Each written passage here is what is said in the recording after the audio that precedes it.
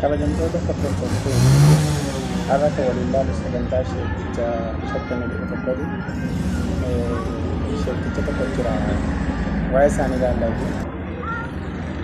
Kabajamtoota hordoftoota chaanalii keenya har'a waliin ilaalu waa'ee sheekkicha shakkamii.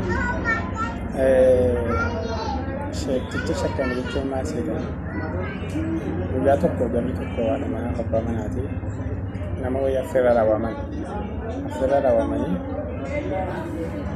sheeka tokko jechuudha. Kan dhufeenya hangaa kana affeeranii du'aa barbaadaniitti natti fakkaata waamanii sheekni affeerraa isaanii sadarkaa jiree irratti argame dhufee jechuudha. Yeroo dhufaatii manaa isaa mana turte sheekni dhufee jennaan gara kushinaatti dabartee nyaata affeerraa qophaa'ee achi dabarte jechuudha.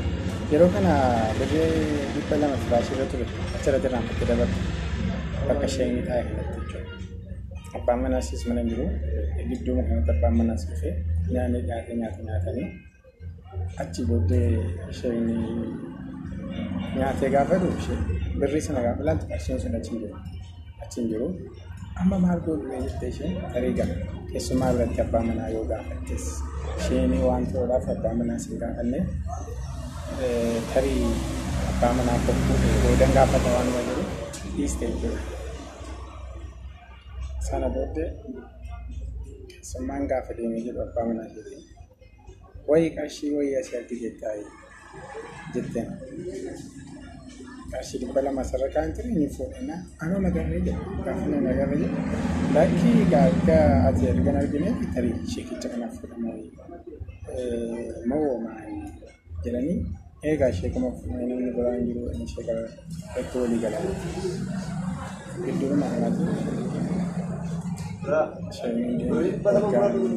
tarii gaa sheekaan ittiin oolanii isaan fudhanii teessanii sana booddee dhaqanii ittiin oolan waggaan ga'e gaafa waggaan ga'eeran jedhanii baatu soomni firaatee ittiin soomaa kan jedhifamaati ifama walii jechuudha. Sheeka sana nagoona galanii sheekicha sana dabalanii waamanii ammas laakana hookaa iraatti affeeranii sheeka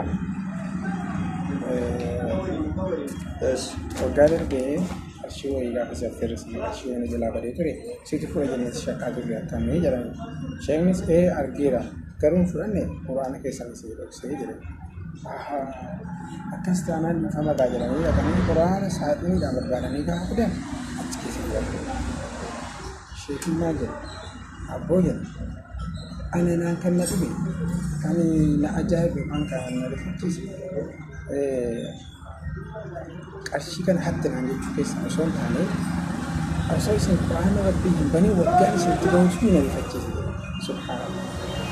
Miidhaan keenya bakka sitti wallaahi quraana keessa qarshii qofaan gaayyaa utuu naftii waggaa gahu jechuun ajaa'ibaati. Mee Oromoo deebiin